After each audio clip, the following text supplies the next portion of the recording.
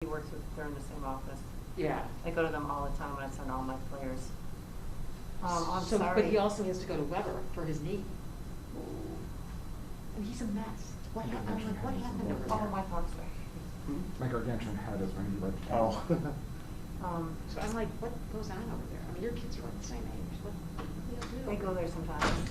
There's just a huge kids on bikes and they're bored and they just all go and. I think it was a bike accident. Something happened on his bike. Is his bike okay? I didn't pick up. I was working. But is his bike trashed or the?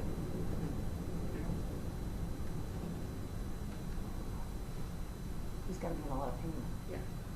Oh, I'm sorry. I know. Well, but I'm glad he's alive. And I said, you know, broken bones and stitches is really easy. If you hit your head, Yeah. No, I'm sorry. Yeah. Yeah, we used to play basketball against Pender's son. You know. I didn't know you were gonna be here. Oh, I didn't know you were gonna be here. Well, they just wanted me to listen. I didn't know that. Oh, you know was what? just I gonna told, listen, well, I told Adriana that I was gonna probably go because I'm getting graduated income tax. Okay. So I said, I might as well go. Right, I mean, right. this was his baby and Sure. he did it, you know, on this, so, but I didn't, and if you wanted to, I mean, I'm not really. What do you have to say? I know at 10 o'clock if it's gonna be all election.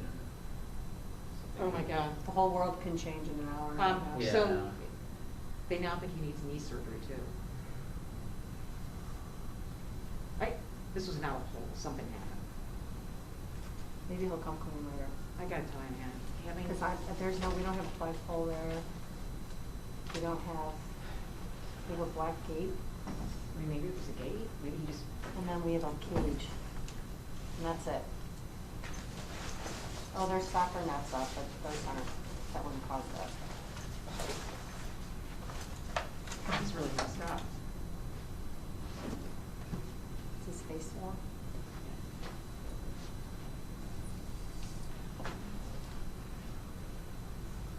Fights over Did there. you end up meeting a candidate last night? Or? I had Fox. Yeah, Fox.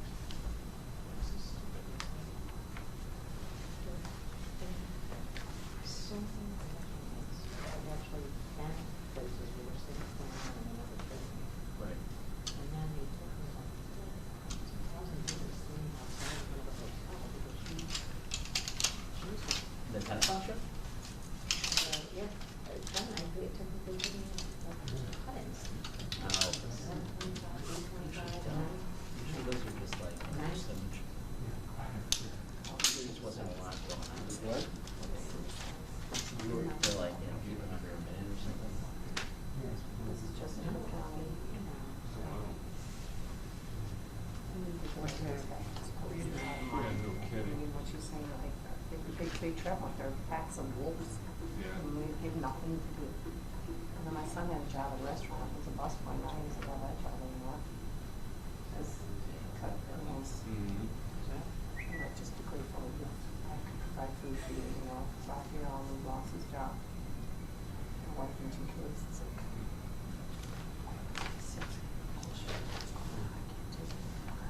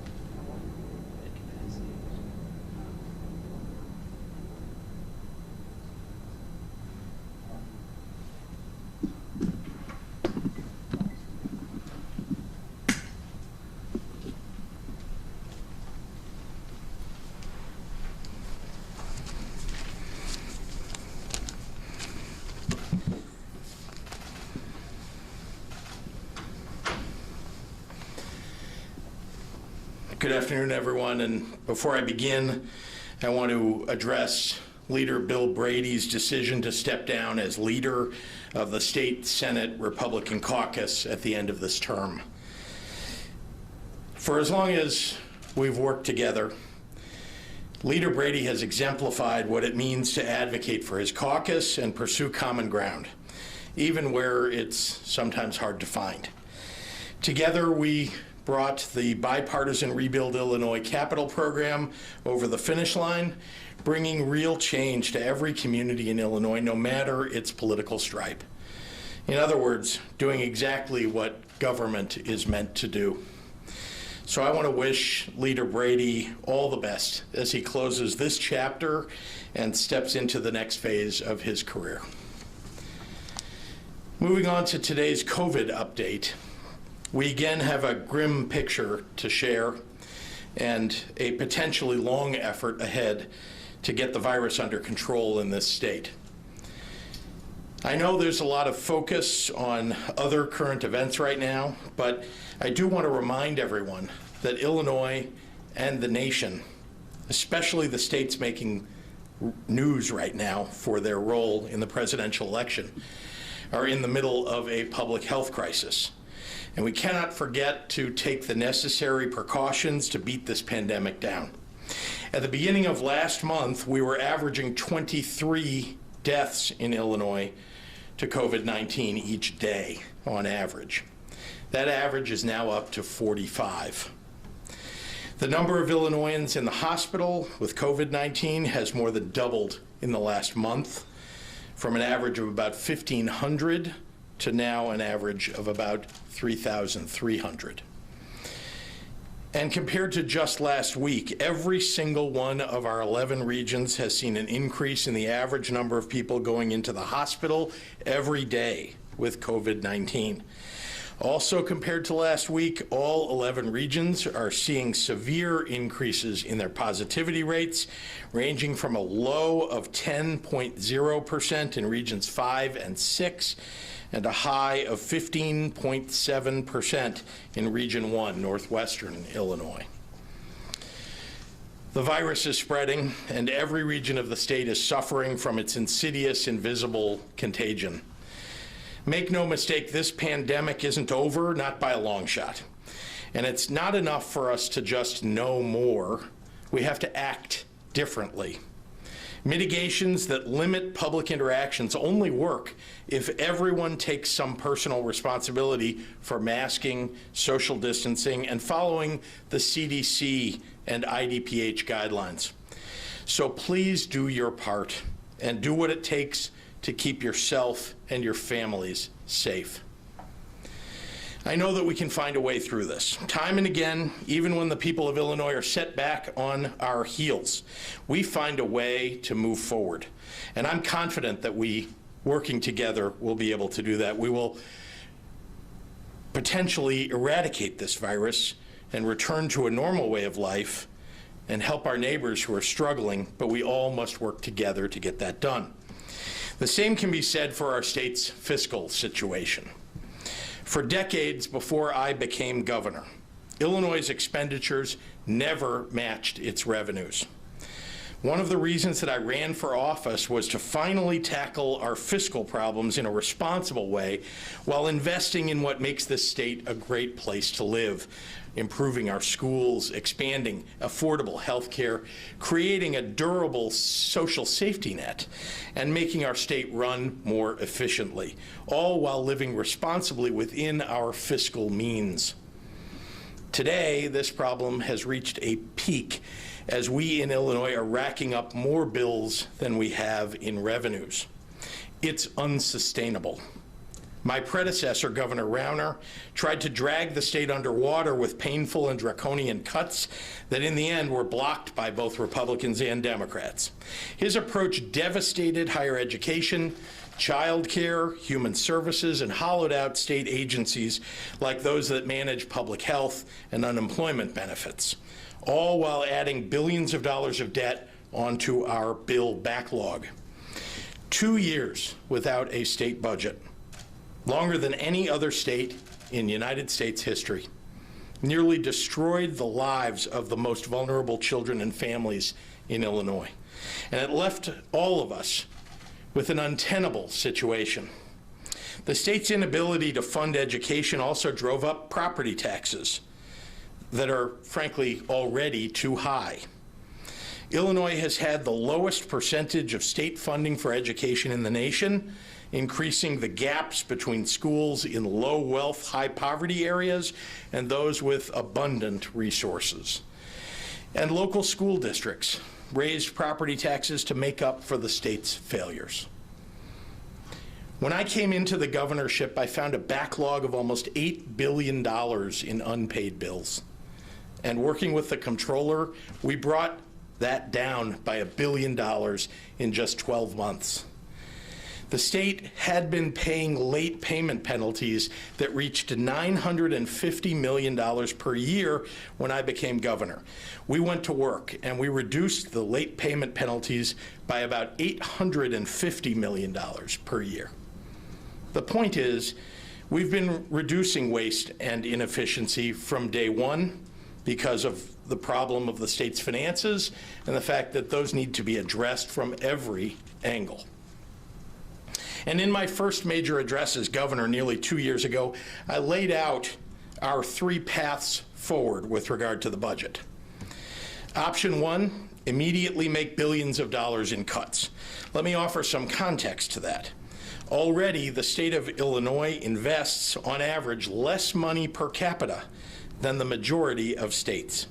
That's not to suggest that we can't find significant cost reductions. We've been doing that.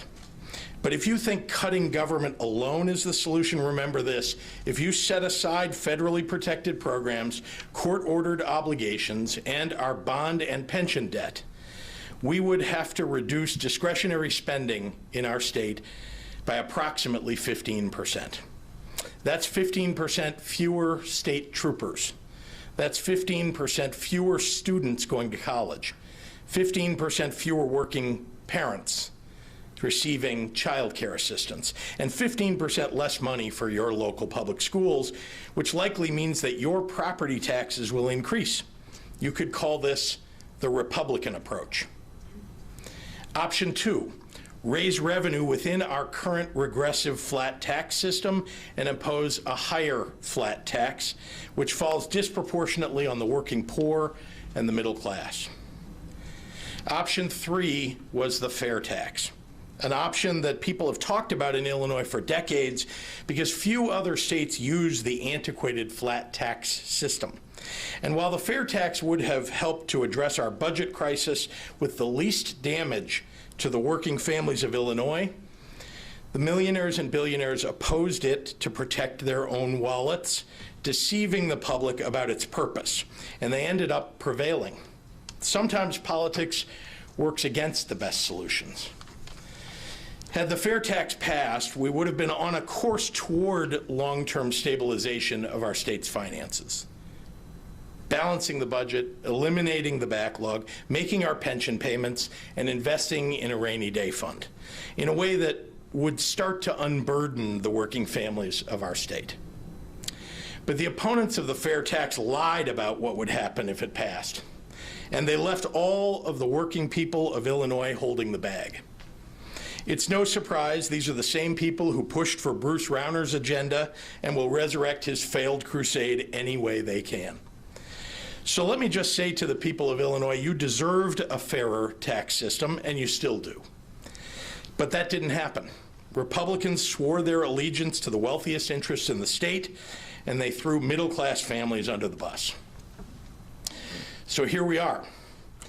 I have not given up the battle to balance our budget and to put the state on firm fiscal footing.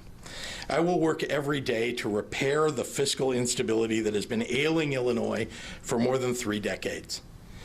I will work with the legislature to implement structural solutions to our decades-long budget woes. But I will never forget that some of the wealthiest and most powerful interests in Illinois did everything in their power to put the burden of this on workers and their families instead of shouldering some of the burden themselves. Because this is the way, this is where we are now. Illinois' fiscal problems haven't gone away. We now sit at a crossroads. Our state finances still require fundamental structural change. In the coming days, I'll be talking with the leaders in the General Assembly about our path forward, but here's what we know for sure. I promised to be a governor who balances the budget and pays the bills that my predecessor left behind. I promised to make sure that our kids get a good education, that we invest in job creation, and that we build a better future for Illinois. There will be cuts, and they will be painful. And the worst thing is, the same billionaires who lied to you about the fair tax are more than happy to hurt our public schools, shake the foundations of our cities, and diminish our state. Maybe because they think it won't hurt them. If they cared about giving your child the best public education available, if they wanted you to be able to afford child care too, if they wanted your elderly parents to be cared for properly, just like their parents are, they wouldn't have fought so hard to avoid paying just a little bit more. People often say that I'm too positive and too optimistic. My optimism comes from the people of this great state and from all of the things that they've endured together over this year. And my optimism has not been shaken. We will get through this. We will get through all of this together.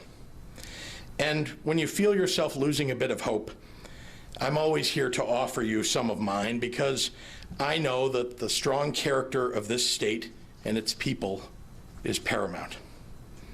And for 2 centuries, it's something that we've always been able to count on through thick and thin. And with that, I'd like to turn it over to Dr. Ezike.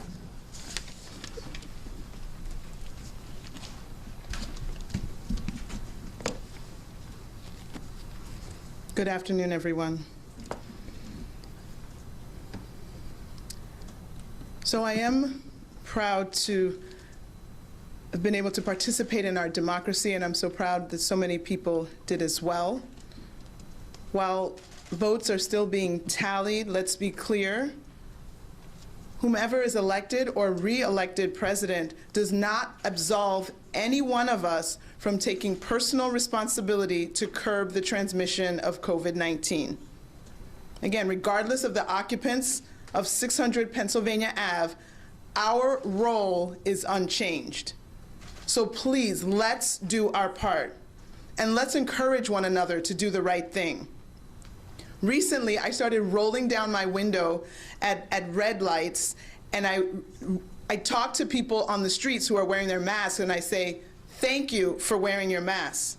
It's a really simple measure, but I feel like it's powerful in that it acknowledges the good acts of citizens, which hopefully encourages them to keep it going.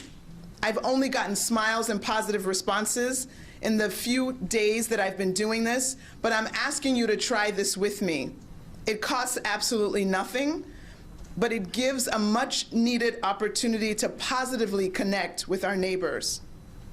I'd also like to encourage people who participated in recent campaign rallies, worked in polling places, stood in line to vote where maybe they couldn't maintain the 6 foot of distance, anyone who participated in recent protests or any other recent events, please get tested. Wait approximately 1 week after the high-risk exposure, because it takes several days after exposure for a test to be positive if in fact you've contracted the virus. But if at that 7-day mark the test is negative, remember that it can take up to 14 days to have a positive test.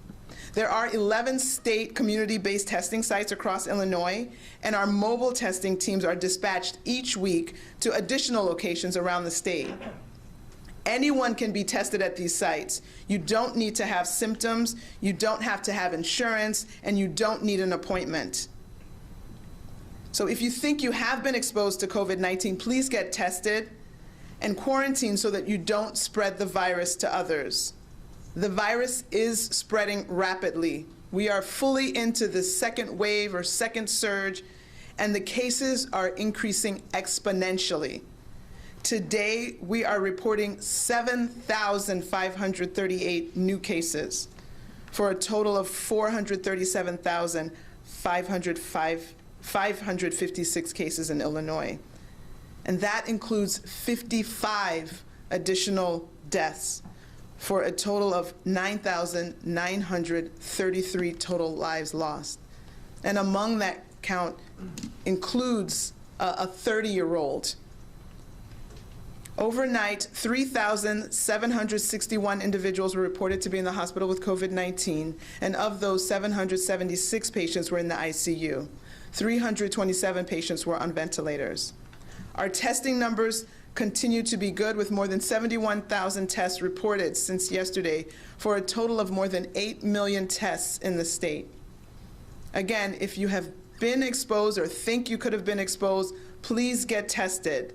You can find a listing of our testing sites on the IDPH website by going to dph.illinois.gov. And please help stop the spread of the virus. Wear your mask, wash your hands, and watch your distance. Thank you.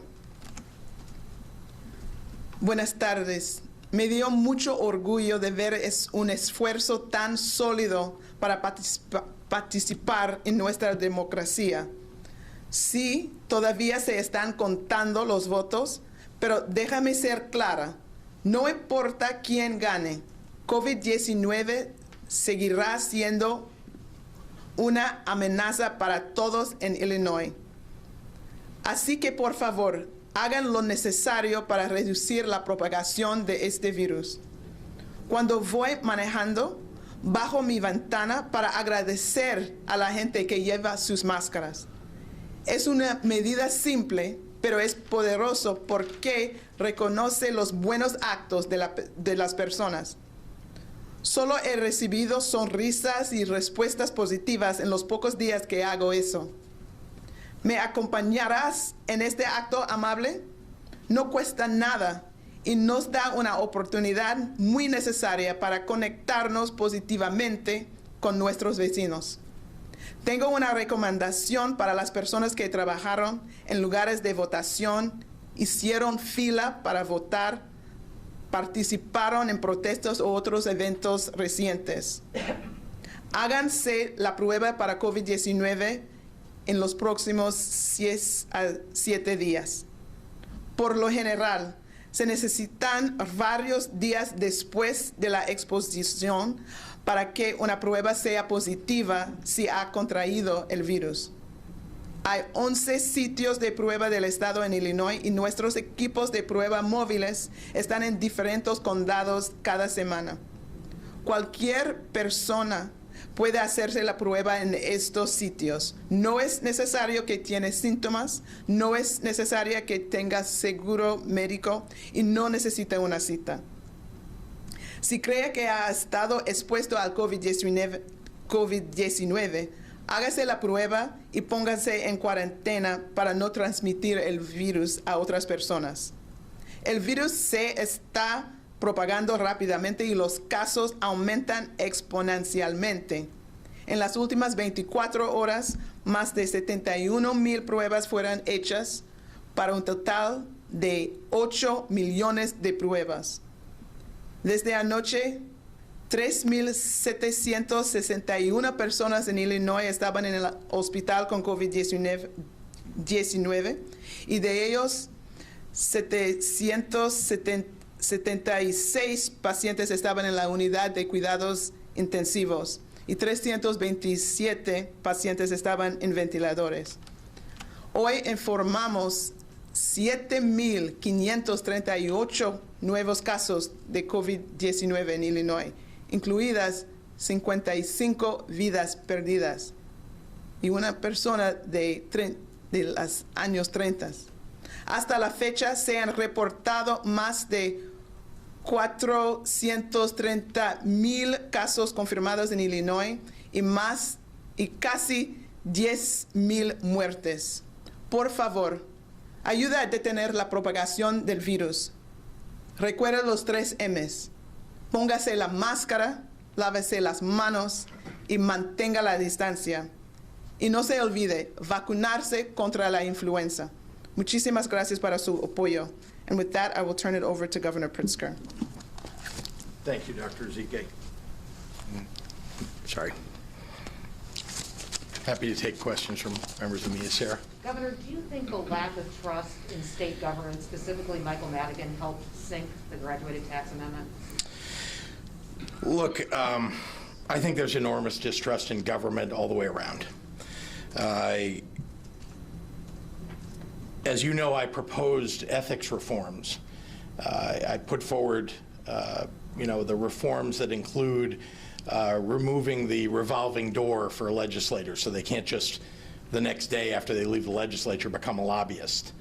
I put forward the disclosure rules for lobbyists to make sure that we have more disclosure from them, and also disclosure of any relatives of elected officials that serve, for example, that work for our utilities or others who are lobbying state government. We need a lot of change. There's no doubt we need ethics reform. I've been fighting for that. As you know, we had a very short session because of COVID last spring. So I want to bring that back and make sure we get that passed. So voters were definitely engaged on the graduated income tax. It went down 55% to 45%. And the last 2 days you said we might not know until Friday. Are you conceding, or are you demanding a recount, or are you going to wait? Or because there's some uncounted mail-in ballots that have yet to be checked.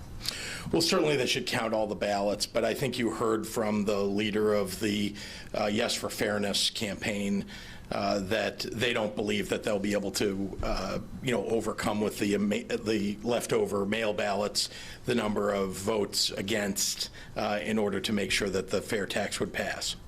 And a lot of voters said, why would you punish us for, why would you want to punish voters by raising their taxes, because they didn't? Oh, I don't want to do that at all. In fact, as you know, I was fighting to lower their taxes. 97% of people would have had their taxes lowered, despite the lies that the folks on the other side, the billionaires and their special interests, told people online and on TV. The fact is that I want to lower taxes on the middle class. My entire term in office, I've been fighting for middle class families, for making sure that our working families have a voice in Springfield and that they're better off. And that's what the fair tax is about. I also have made it clear from day one that we have a structural budget problem in the state of Illinois, and that needs to be solved, and the fair tax was the best solution among three that I talked about just a few moments ago. But it went down to defeat. I understand the other side told the lies that they told. A lot of people believed that, and that's too bad. And now we're going to have to suffer the pain that they've brought on. Governor, do you think if you tied it to pension reform or cost cutting that may have helped get this thing passed? We did a lot of cost cutting. I think I was clear about that too. We've done a lot of, we've put in place a lot of efficiencies in state government, and the fact is that the other side wants to take away your retirement income. They're the ones who want to take away your pension. They're the ones who proposed a retirement tax, the other side, but they lied about that on TV too. And so here we are, and I think I'm going to continue to fight for working families. I'm going to continue to make sure that we're paying the pensions that are owed to people, and that we don't tax retirement income. I will stand foursquare against any tax on retirement. You sunk, over $54 million of your own money into this. Just what is your reaction that you spent so much money, you campaigned on this, this was your thing, and it fails? When I fight for something, I go all in. And here I'm fighting for the working families of Illinois. I'm trying to solve the long-term structural issues facing our state, and I'm willing to put my resources forward. I'm willing to put my time, energy, and effort forward. I don't rest. My staff will tell you I'm up at 4 in the morning, texting them, emailing them, because I'm working all the time trying to figure out how to make things better for people across the state. We've done that, by the way. We've made a lot of changes that are good for the people of Illinois. We're facing significant challenges because of COVID, and we already were facing significant fiscal challenges, the ones I inherited from my predecessor and his predecessors. It's been here for 30 years, this structural problem. I came into office, I laid it bare, and I proposed a solution. We'll do one more in the room. I had a medical question for Dr. Ezike just regarding hospital bed capacity in the Chicago area. I noticed Region 7 is at 22% med-surg, which is just above 20. Are you hearing of hospitals having to implement changes to ensure bed capacity? Has it gotten to that in the Chicago area? So we are monitoring, obviously, bed capacity throughout the state. I think our bigger problem right now is in regions 1 through 6, 7 through 11, just again, by virtue of the amount of beds and how close Region 7 is in proximity to Region 8, there is a lot of room for moving patients around within the Northeast. The significant issue is in Regions 1 through 6. We have had calls for assistance from the state for medical staff. We know of some hospitals that have already slowed down elective surgeries to have beds. So there is a bed issue that's brewing now that's only going to grow. We had 7,500 new cases, and that means that we have future hospitalizations, future needs for ICU beds in a situation where some hospitals are already cramped. So yes, we have a significant problem, and we're going to have to come up with some creative solutions to make sure that everyone has a bed, whether it's for COVID or whether it's for a flu-like illness, whether it's for a car accident, whether it's for a heart attack. But that is a very imminent issue. And we still need to work on the front end to try to limit the number of people who get sick, i.e. the people who get infected in the first place, so that we can slow down that need for hospitalization. Are you recommending specifically poll workers get a COVID test? Let's be very clear. There are, depending on what study you look at, I know I looked recently at some college data. Cornell University, they've been doing surveillance testing on their students. They said that 80% of the positives had no symptoms at all.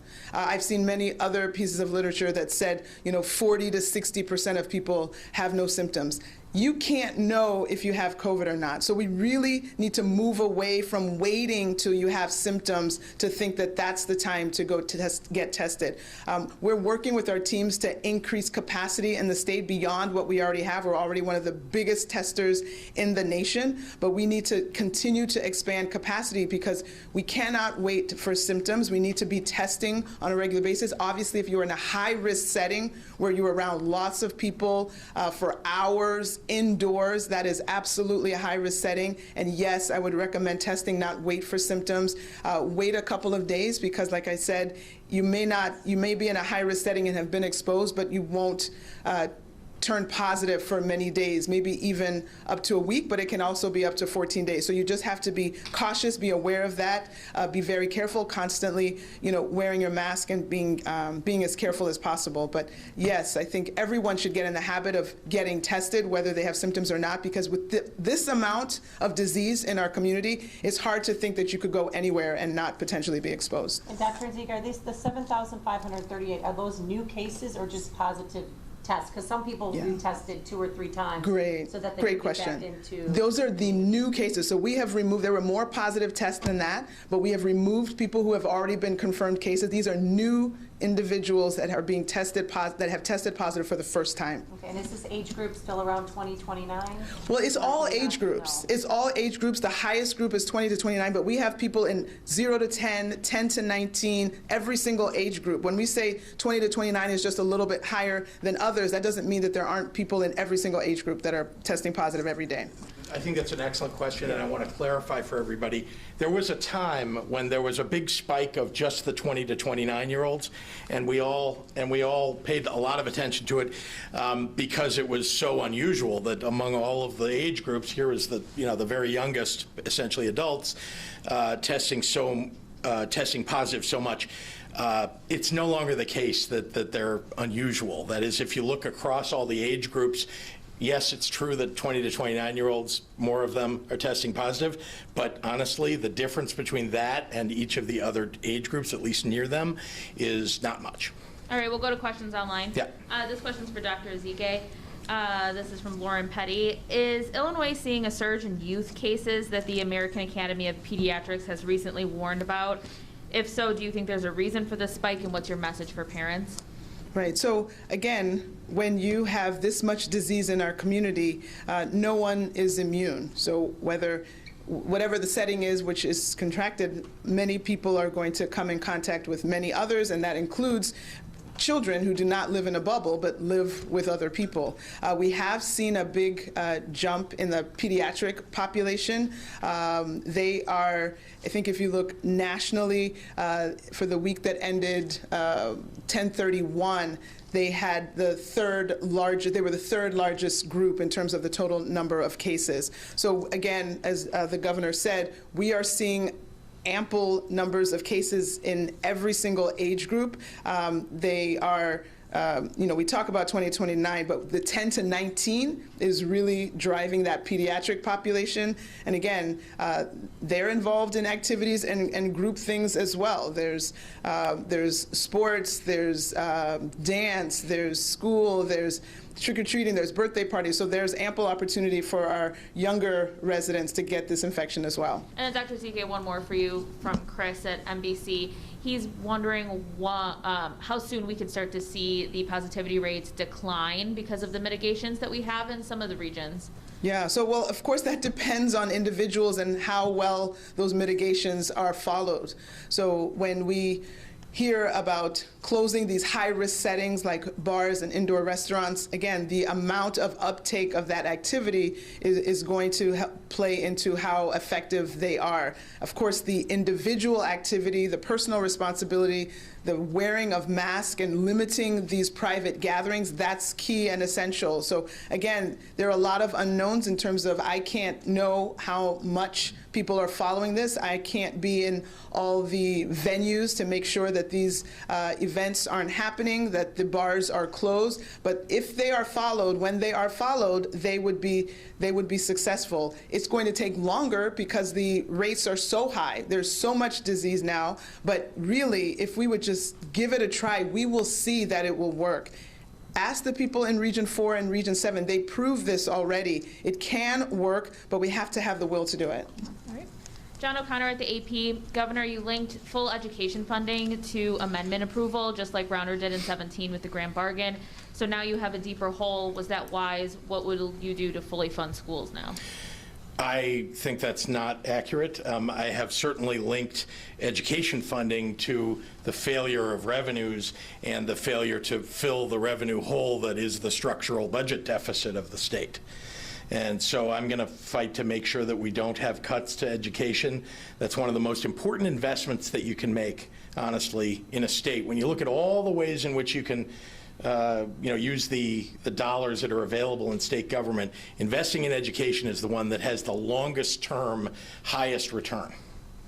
Tony Arnold is asking, how do you intend to address the budget going forward? Are you going to advocate legislators increase the flat income tax? Well, I think you heard me talk a little bit earlier about the fact that we're going to have to make some painful cuts. And it's, this has been brought on by the failure of the fair tax amendment and the people who opposed it for their own selfish interests. I will say that from the beginning I've told people what the options are, and I talked about them again today, but we need to look at those options and decide what it is that we want to do in order to deal with this. I put forward what I think is the best idea for protecting working families while taking care of the structural deficit. Dave Dahl, WTAX, will the sort of end of the election change the attention or focus the public will place on the coronavirus pandemic? Will the end of the election increase attention, I guess, is the implication here? I mean, look, I don't know that anybody wakes up in the morning and isn't thinking about what's going on with the virus. I'm certainly not somebody who's had his attention taken away from it. Perhaps, but I do think that people understand that, if you're putting on a mask every day, you remember that COVID is all about us. With voters turning down the fair tax amendment, what does it tell you about their trust in state government? Well, as I said a little bit earlier, I think there is a significant lack of trust in government in general. And I think there are things that we need to do, and I've put forward a plan to address the failure of ethics for the state, making sure that we have an ethics package that will really reform state government, and I'm hoping that the legislature will take that up. I know that there are quite a number of legislators who agree with me and know where I stand, and they've taken up my ideas. Mark Maxwell is asking, won't raising taxes and making deep cuts during a pandemic and recession make it harder to win re-election? Well, what I'm focused on is the long-term health of the state, honestly, and I'm not talking about physical health here. I'm talking about our fiscal health. We have to address this. It's the most important thing we can do, certainly long-term, to stabilize our state. And so, as I said before, we're going to have to look at some deep and painful cuts because of what the billionaires and the special interests who oppose the fair tax have done. Kelly at Block Club, with cases continuing to climb, what interventions will the state take to stop people from gathering in groups and spreading COVID-19 among family and friends? You've seen, what we've tried to do from an enforcement perspective, but I want to remind everybody that your local officials, and I was on the phone this morning with a number of mayors from really across the region, and they understand, I think, where I stand, which is they need to take some of the hard choices. They need to do the right thing. They need to make sure that we're keeping people safe, and sometimes that means doing things that are hard. It sometimes means doing some things that are unpopular. But the fact is that we need to keep our residents of our state safe, and that means that asking people to wear a mask is the right thing to do, and making sure that bars and restaurants, which when we have very high rates of positivity, are significant spreading locations, that we bring the positivity rate down before we reopen indoor service where it is more risky. Ryan Voiles at Health News is asking, how do you plan to make cuts to human services while ensuring access to behavioral and substance use disorder services that advocates say are needed now more than ever due to the COVID-19 pandemic? Well, I think we should just put a pin in everything that was in that question because, frankly, that is an excellent question that the opponents of the fair tax obviously didn't consider. And so these are decisions that will have to be made. The Republicans stood against this. This is, whatever happens here, the pain that is endured by the people of Illinois, by the working families of Illinois, is on the Republicans and the special interests and the billionaires that back the Republicans. They've got to step forward and help. Jake Griffin at the Daily Herald for Dr. Ezike. Several county health departments have stopped reporting daily COVID data, blaming the stoppage on a data processing issue at IDPH. Can you explain what the problem is and when you expect to have the issue rectified? Yeah, I think this might be a late issue. I mean, we have to recognize the amount of data that's coming in from all across the state into our data warehouse. And so, again, for a test that we did not even have a year ago, and now up to 90,000, almost 100,000 test results coming in. So I know we get the data, and then sometimes to be able to divide it out and push it out, there are some delays. Sometimes there are some backlogs or some processing issues. I think we are working with a contractor to smooth out those issues. I don't know that there's a current backlog right now. I think we've had them fixed, but we're staying on top of it to identify backlogs as they happen to make sure we turn that around quickly. Rich Miller has... And I just want to add one thing, which is, there are jurisdictions, though, that haven't submitted data. And, we don't know exactly what the reason is, but it makes it more challenging when people are not submitting their data. They have access to Salesforce and are not doing. I know the city of Chicago, the CDPH, has that problem, and we've encouraged them to please submit their data on a timely basis. And they're not the only ones. There are 97 local public health departments, and some of them are more sophisticated, more technically proficient than others. But there, to the extent there is missing data, some of that is because of a failure to submit the data. Rich Miller has a question for Dr. Ezike. Do you expect Region 1 to enter Tier 3 mitigation soon?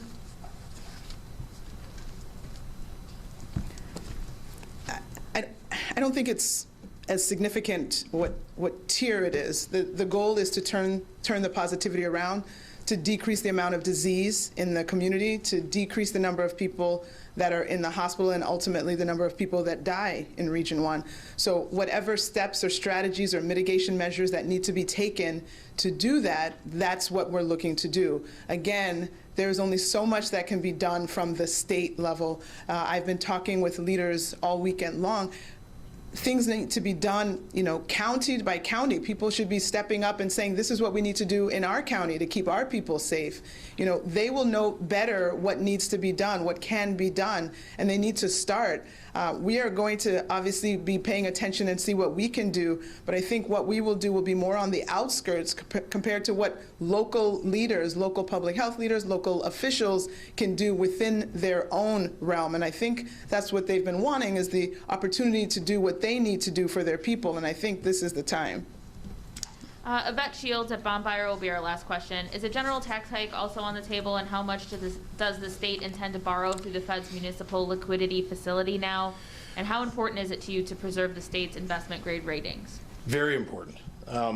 Yeah, as you know, for 2 years, from the very beginning, the structural changes that I've been looking to put in are really aimed at putting us on firm fiscal footing and making sure that we don't, trip over bond rating agencies and, having our state's credit lowered. Remember, my predecessor brought on 8 credit downgrades. 8 in 4 years. We've been in office 2 years. Before coronavirus came along, we had at least moved the needle from negative to stable, and we're on our way in the right direction. Having said that, and the question about revenue, I think that we're going to do what it takes here to balance our budget and to begin the journey here of fixing the structural problems of the state. I won't rest until that happens. It's why I believe so vigorously in the fair tax, and it's also why I believe that that we're going to work at this every day. I've already begun talking to legislators. We have to get some consensus here and make sure that we take all the options that are available and put them on the table and get to where we need to get to. Just lastly, you heard me talk about the painful cuts. Look, I've first and foremost focused on where we can trim our budget, where we can make cuts that won't be painful for working families. You want to start with those. And we're going to do everything we can, but there is a point at which there's no doubt that without revenue, some of those cuts will start to hit things that do affect working families, and I don't know that anybody wants that to happen. Do we really want to cut education funding in this state? I don't think so. Do we really want to cut funding? Somebody asked a question about mental health services or about the developmentally disabled and services that are offered to them. Do we really want to cut those? I don't think so. And so, having said that, everything's on the table because the fiscal challenge of the state is a extraordinarily high priority for me, and I think all the time about our credit rating. One last thing, when I first became governor, I think you may know, Yvette, that I went to New York and I met with not only the folks who buy state bonds, but also the folks who rate our bonds. And I talked to them about what it is that I intended to do, and I have been doing that. I've been pursuing those proposals from the very beginning, and I'm going to continue on the path of getting us to fiscal responsibility and fiscal stability. Sorry, Dan Petrella had one more. Do you Yeah. think if a tax increase needs to come up, that it should come up during lame duck or veto? Well, we have to move expeditiously, there's no doubt. All right. Thanks, everyone. Thank you.